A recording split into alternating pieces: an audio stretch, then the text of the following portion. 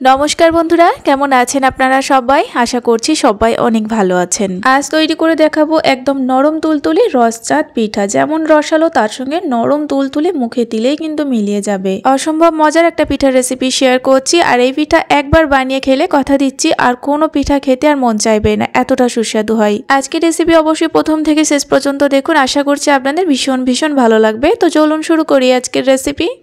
তো এই রসচাঁদ পিঠা তৈরি করার জন্য প্রথমে একটা মাপ করে নিতে হবে। আমি এখানে একটা চায়ের কাপে করে মেপে 1 কাপ টক দই দিয়ে দিলাম। দইটাকে একটু ছড়িয়ে নিচ্ছি যাতে বাকি উপকরণগুলো দিতে সুবিধা হয়। এরপরে দিয়ে দিলাম 2 চামচ পরিমাণে সাদা তেল। সাদা তেলের পরিবর্তে আপনারা ঘি দিতে পারেন। এইবার 1 চামচ চিনি দিয়ে দিলাম, 1/2 চামচ বেকিং পাউডার, 1/2 চামচ বেকিং সোডা।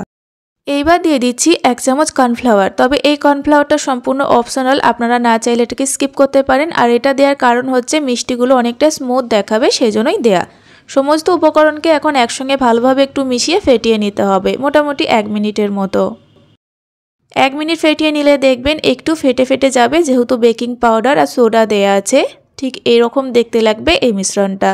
এই মিশ্রণটাকে প্রথমে এইভাবে রেডি করে নিতে হবে। তারপরে দিয়ে দিতে হবে এখানে আটা। এখানে আমি 2 কাপ পরিমাণে আটা দিচ্ছি। আর এখানে যেটা আর কি রুটি করা হয় সেই আটাটা আমি দিলাম। স্বাদ মতো লবণ দিয়ে দিলাম। আটার পরিবর্তে আপনারা ময়দাটাও দিতে পারেন।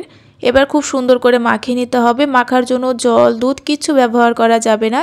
যে দইটা ছিল সেই দইয়ের সঙ্গে সুন্দর করে মাখাতে হবে। আর প্রথমে এরকম একটু ঝুরো করে দইয়ের সঙ্গে ভালোভাবে মাখিয়ে নিতে হবে, একটু মিশিয়ে। খুব চেপে মাখা যাবে না। বুঝতেই পারছেন আমি কিভাবে মেখে নিচ্ছি, হালকা হাত দিয়ে চেপে আমি মেখে নিচ্ছি। ডোটাকে খুব একটা মসৃণ করারও দরকার নেই, এরকম একটু অমসৃণ করে মেখেই চাপা দিয়ে প্রায় 5 মিনিট মতো রেস্টে রাখতে হবে। এই সময় পিঠার জন্য শিরাটা তৈরি করব। দিয়ে দিচ্ছি 1.5 কাপের মতো চিনি। আর 1.5 কাপ চিনির জন্য এখানে 1.5 কাপের মতোই জল দিতে হবে। যতটা চিনি ততটা এখানে জল দিতে হবে। 2টো এলাচকে ফাটিয়ে দিলাম ফ্লেভারের জন্য। এই শিরাটা একদমই পাতলা শিরা তৈরি হবে। যখনই দেখবেন চিনিগুলো গলে গিয়ে শিরাটা জাস্ট ফুটে উঠেছে, তখনই ফ্লেমটাকে অফ করে দিতে হবে। আর গরম অবস্থাতেই চাপা দিয়ে শিরাটাকে আপাতত এখন আমি সাইড করে রেখে দেব। শিরাটা তৈরি, এইদিকে আটা মাখাটাও কিন্তু প্রায় রেস্ট হয়ে গেল 5 মিনিটের মতো। প্রথমে একটু নরম হাতে লেগে গেলেও এই সময় দেখবেন আর একটুও হাতে লেগে যাবে না, খুব সুন্দরভাবে সেট হয়ে যাবে। এবার এই পুরো আটাটাকে আমি তুলে নিচ্ছি এরকম একটা বড় জায়গাতে। এই সময় দিয়ে দেব মোটামুটি 1 চামচের মতো ঘি। আর এই সময় অবশ্যই আপনারা ঘিটা দেওয়ারই চেষ্টা করবেন। আর এই ঘিটা দিয়ে মাখিয়ে নিলে যেটা হবে, আটার যে একটা গন্ধ থাকে সেটা কিন্তু চলে যাবে আর পিঠাগুলো খেতে বেশি ভালো লাগবে। ঘিটা দেওয়ার পরে জাস্ট আমি একটু স্মুথ করে মেখে নিলাম হালকা হাত দিয়ে। এরপরে বেলে নেব। বেলাটা একদম মোটা করে বেলতে হবে। 2 বার কি 3 বার বেললেই দেখবেন এরকম মোটা করে বেলা হয়ে যাবে। তারপরে পিঠাগুলোকে কেটে নিতে হবে।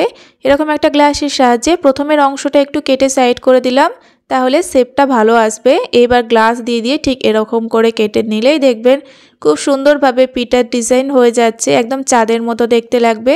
তাই এই পিঠাটার নাম কিন্তু রসচাঁদ পিঠা, এরকম চাঁদের মতো তৈরি হয়েছে বলে। তো এবার দেখুন আমি এইভাবেই কেটে নিচ্ছি সমস্ত রুটিটা থেকে। তো একেবারে কিন্তু সমস্ত পিঠাগুলো কাটা যাবে না। এইভাবে কেটে নেওয়ার পরে আবারও বাকি অংশটা হালকা হাতে মেখে একইভাবে বেলে নিতে হবে আর কেটে নিতে হবে। এইভাবেই পুরো রুটিটা থেকে পিঠাগুলোকে তৈরি করতে হবে, বারবার বেলে। আর দেখুন বন্ধুরা, গ্লাস দিয়ে কতটা সুন্দরভাবে ডিজাইনটা তৈরি হয়ে যাচ্ছে, একদমই চাঁদের মতো দেখতে লাগছে আর দেখতেও অনেক সুন্দর লাগে সামনে থেকে। পুরো রুটিটাই আমি কেটে নিয়েছি, মানে পুরো ডো থেকেই আমি পিঠাগুলো তৈরি করেছি। তবে এই সামান্য একটু ডো আমার হাতে এখনও আছে, তো এটা আমি আর কেটে নেব না। এটা থেকে খুব সিম্পলভাবে একটা ছোট্ট করে ডিজাইন করে নিলাম। এবার এই পিঠাগুলোকে ভেজে নেব। ভাজার জন্য এখানে সাদা তেলটা অবশ্যই হালকা গরম করতে হবে। বুঝতেই পারলেন আমি আঙুলটা তেলের মধ্যে দেওয়ার পরেও গরমটা সহ্য করতে পারছি। এরকম তেলের মধ্যে পিঠাগুলো দিতে হবে। পিঠাগুলো কিন্তু আমি সম্পূর্ণ দিয়ে দিইনি, কয়েকটা পিঠা দিয়ে ভেজে নিচ্ছি, কারণ তেলে দেওয়ার কিছুক্ষণের মধ্যেই দেখবেন এগুলো একদম ফুলকো হয়ে আর কি ফুলে উঠবে। তাই জায়গাটাও বেশি লাগবে, তাই প্রথমে কয়েকটা পিঠা দিয়ে ভেজে নিতে হবে। ফ্লেমটা একদম বাড়ানো যাবে না, লোতে রেখেই ভাজতে হবে। যখনই এরকম ফুলকো হবে তখনই ফ্লেমটাকে একটু বাড়িয়ে দিতে হবে, তারপরে লাল করে ভেজে নিতে হবে। পিঠেগুলো ভাজতে একদমই সময় লাগবে না, দেখবেন 2 থেকে 3 মিনিট মতো, তার মধ্যে এরকম একটা সুন্দর লাল কালার চলে আসবে। তো 2-3 মিনিট হয়ে গেল, পিঠেগুলোকে আমি ভেজে নিলাম এরকম লাল করে। এবার আমি পিঠেগুলোকে উঠিয়ে নিচ্ছি। পিঠেগুলো দেখে বুঝতে পারছেন একদম একটু জালি তৈরি হচ্ছে। আর এই জালি জালি তৈরি হলেই রসটা খুব সহজে ভেতর পর্যন্ত চলে যাবে। দ্বিতীয়বারে পিঠেগুলো ভাজবো, তবে ফ্লেমটাকে অফ করে আমি তেলটা একটু ঠান্ডা করে নেব। ততক্ষণে যে রসটা তৈরি করে রেখেছিলাম সেই রসের মধ্যে আমি ভেজে রাখা পিঠাগুলোকে দিয়ে দিচ্ছি। তারপরে আমি দ্বিতীয়বারের পিঠেগুলোকে ভাজবো। এই পিঠাগুলো রসের মধ্যে দেওয়ার পরে একটুখানি ভালোভাবে মিশিয়ে নিতে হবে।